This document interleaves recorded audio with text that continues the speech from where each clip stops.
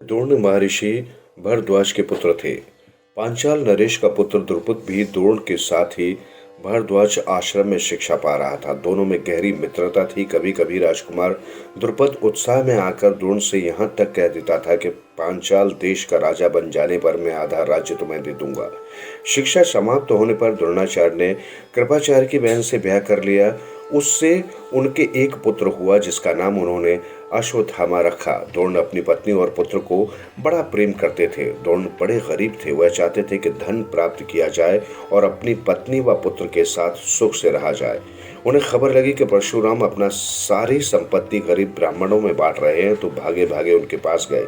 लेकिन उनके पहुंचने तक परशुराम अपनी सारी संपत्ति वितरित कर चुके थे और वन गमन की तैयारी कर रहे थे। द्रोण को देखकर वह बोले, ब्राह्मण श्रेष्ठ, आपका स्वागत है, पर मेरे पास जो कुछ था वह मैं बांट चुका हूँ। अब ये मेरा शरीर और धनुर्विद्या ही है। बताइए मैं आपके लिए क्या करूं? तब द्रोण ने उनसे सारे अस्त्रों के प्रयोग तथा रहस्य सीखने की प्रार्थना की। परशुराम ने ये प्रार्थना स्वीकार कर ली और द्रोण को धनुर्विद्या की पूरी शिक्षा दे दी। कुछ समय बाद राजकुमार द्रुपद के पिता का देहावसान हो गया और द्रुपद राजगद्दी पर बैठा। द्रोणाचार्य को जब द्रुपद के पांचाल देश की राजगद्दी पर बैठने की खबर लगी तो ये सुनकर बड़े प्रसन्न हुए और राजा द्रुपद से मिलने पांचाल देश को चल पड़े। उन्हें गुरु के आश्रम में द्रुपद की लड़कपन की कई बातचीत याद थी। सोचा, यदि आधा राज्य ना भी देगा तो कम से कम कुछ धन तो जरूर ही देगा। ये आशा लेकर द्रोणाचार्य राजा द्रुपद के पास पहुंचे और बोले, मित्र द्रुपद, मुझे पहचानते हो ना? मैं तुम्हारे बालपन का मित्र द्रोण हूँ। ऐश्वर्य के मद में मत हुआ राजा द्रुपद को द्रोणाचार्य का यह आना बुरा लगा और द्रोण को अपने साथ मित्र का सा व्यवहार करना तो और भी अखरा। वह द्रोण पर गुस्सा हो गए और बोले, ब्राह्मण, तुम्हारा ये व्यवहार सज्जनोचित नहीं है। मुझे मित्र कहकर पुकारने का तुम्हें साहस कैसे हुआ? सिंहासन पर बैठे हुए एक राजा के साथ एक दरिद्र प्रजाजन की मित्रता कभी हुई है? तुम्हारी बुद्धि कितनी अच्छी है। लड़कपन में लाचारी के कारण हम दोनों को जो साथ रहना पड़ा, उसके आधार पर तुम द्रुपद से मित्रता का दावा करने लगे। दरिद्र की धनी के साथ, मूर्ख की विद्वान के साथ और कायर की वीर के साथ मित्रता कहीं हो सकती है? मित्रता बराबरी की हैसियत वालों में ही होती है। जो किसी राज्य का स्वामी न हो वह राजा का मित्र कभी नहीं हो सकता। द्रुपद की इन कठोर गर्वंतियों को सुनकर द्रोणाचार्य बड़े लज्जित हुए और उन्हें क्रोध भी बहुत आया। उन्होंने निश्चय किया कि मैं इस अभिमानी राजा को सबक सिखाऊंगा और बचपन में जो मित्रता की बात हुई थी उसे पूरा करके चैन लूंगा। वह हस्तिनापुर पहुंचे और वहां अपनी पत्नी के भाई कृपाचार्य के यहाँ गुप्त रूप से रहने लगे।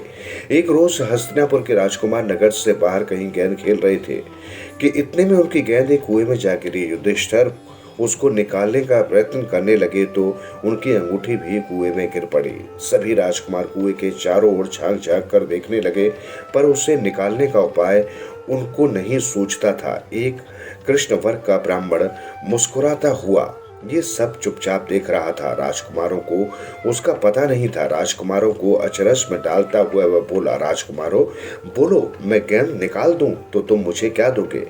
ब्राह्मण श्रेष्ठ, आप गेंद निकाल देंगे तो कृपाचार्य के घर आपकी बढ़िया दावत करेंगे। युधिष्ठिर ने हंसते हुए कहा। तब द्रोणाचार्य ने पास में पड़ी हुई सीख उठा ली और उसे पानी में फेंका। सीख गेंद को ऐसे जाकर लगी जैसे तीर और फिर इस तरह लगातार कई सीखें वे कुएं में डालते गए। सीखें एक दूसरे के सिरे से चिपकती गई। जब आखिरी सीख का सिरा कुएं के बाहर पहुंच गया तो द्रोणाचार्य ने उसे पकड़कर खींच लिया और गेंद निकल आई। सब राजकुमार आश्चर्य से यह करतब देख रहे थे। उन्होंने ब्राह्मण से विनती की कि युधिष्ठिर की अंगूठी भी निकाल दीजिए। द्रोण ने तुरंत धनुष चढ़ाया और कुएं में तीर मारा। पल भर में बाण अंगूठी को अपनी नोक में लिए हुए ऊपर आ गया। द्रोणाचार्य ने अंगूठी युधिष्ठिर को दे दी। यह चमत्कार देखकर राजकुमारों को और भी ज्यादा अचरज हुआ। उन्होंने द्रोण के आगे आदर पूर्वक सिर नवाया और हाथ जोड़कर पूछा, महाराज, हमारा प्रणाम स्वीकार कीजिए और हमें अपना परिचय दीजिए कि आप कौन हैं। हम आपकी क्या सेवा कर सकते हैं, हमें आज्ञा दीजिए। द्रोण ने कहा, राजकुमारों, ये सारी घटना सुनाकर पितामह भीष्म से ही मेरा परिचय प्राप्त कर लेना। राजकुमारों ने जाकर पितामह भीष्म को सारी बातें बताई तो भीष्म ताड़ गए कि हो न हो वे सुप्रसिद्ध आचार्य द्रोण ही होंगे।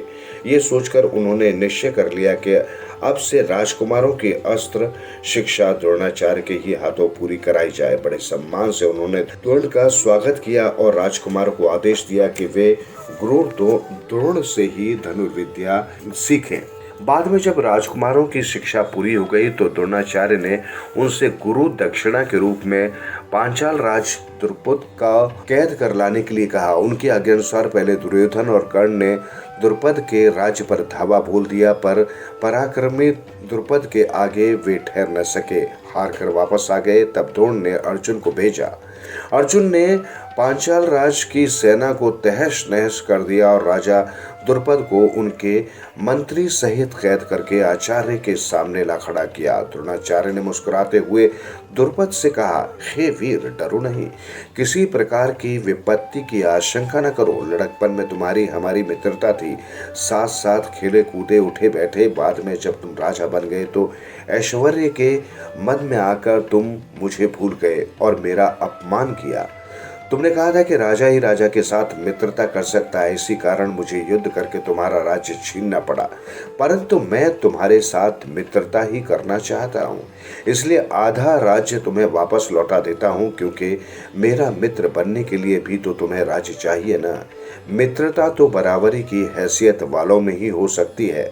द्रोणाचार्य ने इसे अपने अपमान का काफी बदला समझा और उन्होंने द्रुपद को बड़े सम्मान के साथ विदा किया। इस प्रकार राजा द्रुपद का गर्व चूर हो गया, लेकिन बदले से घृणा दूर नहीं होती। किसी के अभिमान को ठेस लगने पर जो पीड़ा होती है उसे सहन करना बड़ा कठिन होता है।